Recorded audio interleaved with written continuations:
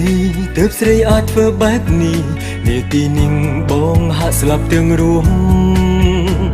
មកពីបងក្រគ្មានទ្រព្យធនគ្មានគេឈ្មោះឬក៏ព្រោះតែបងមិនសង្ហាទឹកភ្នែកហូរស្ទើរខ្លាចជាសមុទ្រខ្លាចជាមនុស្សកំសត់ហើយឯកាដោយទ្រាំមិនបានបងស្រែកយំលោឡាទើបដឹងថានេះជាការយល់សប្តិយល់សប្តិឃើញសង្សារក្បត់ភ័យរន្ធត់ញាប់បេះដូងនេះគឺជាលើកដំបូងស្គាល់អារម្មណ៍គេក្បត់ទើបតែចេះស្រឡាញ់មនុស្សស្រីម្នាក់ពិតប្រាកដបើសិនជាគេក្បត់ជូរចត់ខ្លាំងយ៉ាងណាយល់សប្តិឃើញសង្សារក្បត់សែនតក់ស្លុតដូចមែនតែននឹកឃើញដល់រឿងរាប់សែនដែលយើងធ្លាប់សន្យាចាប់ពីថ្ងៃនេះទៅត្រូវតែស្មោះនឹងសង្សារក៏សុំចិត្តជីវ៉ាមេត្តាកុំក្បត់បង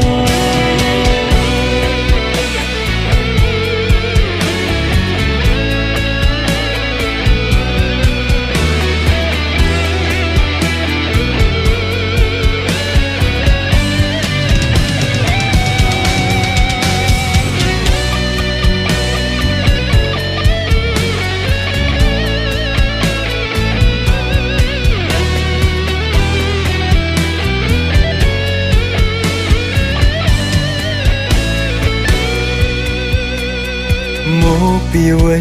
ទើបស្រីអាចធ្វើបែបនេះនាទីនេះបងហាក់ស្លាប់ទាំងរួមមកពីបងក្រគ្មានទ្រព្យធនគ្មានគេឈ្មោះឬក៏ព្រោះ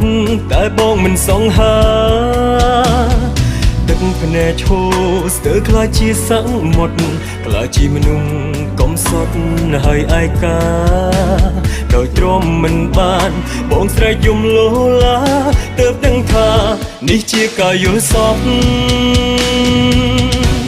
យល់សប្តិឃើញសង្សារក្បត់ភ័យរន្ធត់ញាប់បេះដូងនេះគឺជាលើកដំបូងស្គាល់អារម្មណ៍គេក្បត់ទើបតែចេះស្រឡាញ់មនុស្សស្រីម្នាក់ពិតប្រាកដបើសិនជាគេក្បត់ជូរចត់ខ្លាំងយ៉ាងណា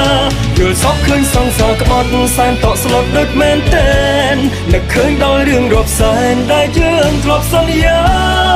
ចាប់ពីថ្ងៃនេះទៅត្រូវតែស្មោះនឹងសង្សារក៏សុំចិត្តជីវ៉ាមេត្តាកុំក្បត់ប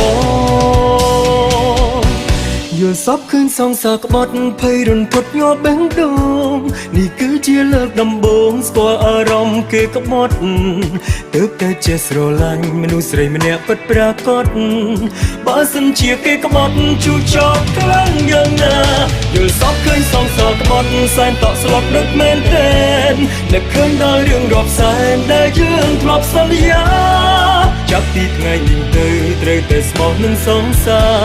រក៏សុំចិត្តជីវ៉ាមេត្តាកុំក្បត់បងចាប់ពីថ្ងៃនេះទៅត្រូវតែស្មោះនឹងសង្សារក៏សុំចិត្តជីវ៉ាមេត្តាកុំក្បត់បង